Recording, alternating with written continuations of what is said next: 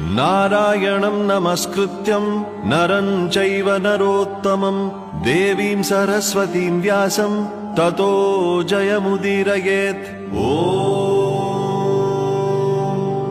अथ सकल सौभाग्यदायक श्री विष्णु सहस्रनाम स्तोत्रम्।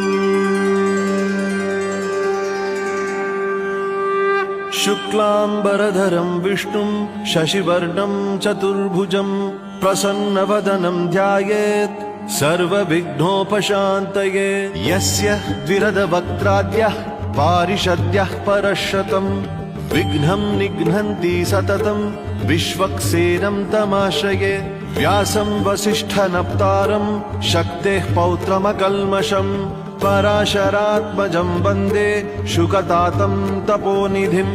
व्यासाय विष्णु